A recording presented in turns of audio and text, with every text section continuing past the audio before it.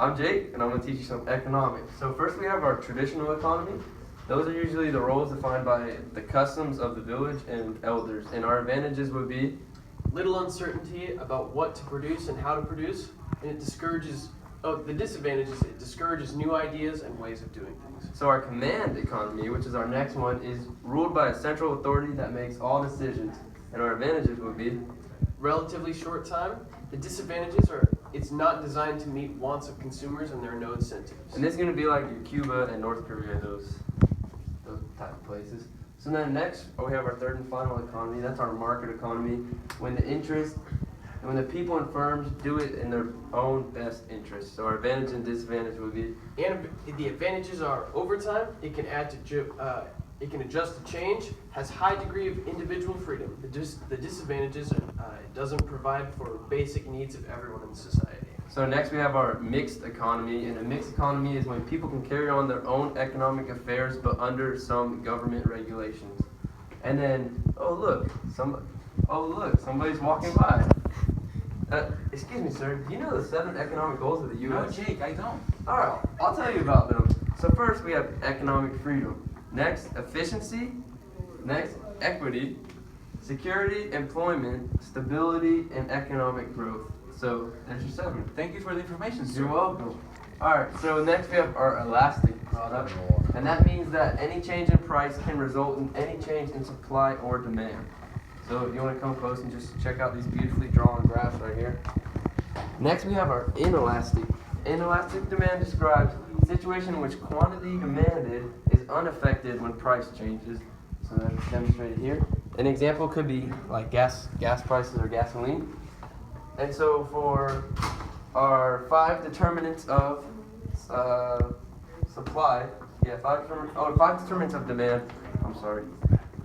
You know what the 5 determinants of demand are? No, sir, I don't know. Alright, so we got our price of the good, price of related goods, income of the buyers, you have money or don't have money, your taste or preferences, and the expectations. These are usually about whether the price will go up. So next, you know the determinants of supply? I don't know. Come on, man. You got lots of inputs, productivity, technology, taxes and subsidies, expectations, the number of sellers, and government regulations.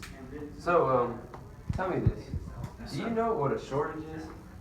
I don't know, sir. It's a situation where quantity supplied is less than the quantity demanded at a given price, usually below the equilibrium line. You know what a surplus is?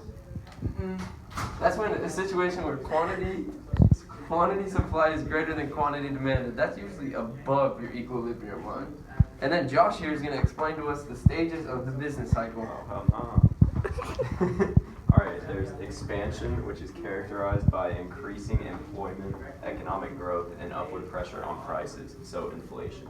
There's the peak, which is when the economy is producing at its maximum output and employment is at full, and there is definitely inflationary pricing.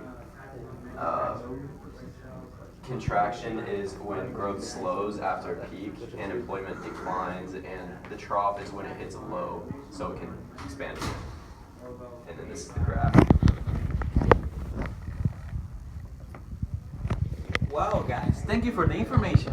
So next we have our four main economic variables. So I'm gonna give you them, and then Josh will describe them for you. So the first would be employment. That's how many people are working and have jobs. Next you have inflation, That's weakened purchasing power. productivity, Gross domestic product, and then you have your taxes / interest rates. and that's how the government chooses its fiscal policy. McKay is about to finish off our poster for you guys. Alright guys, so we're going to get a little note here. Recession is a period of economic growth for 2 consecutive quarters with a 10% unemployment rate. A depression is a prolonged period of economic downturn, unemployment rate touching 20%. There you guys go. Hope you enjoyed.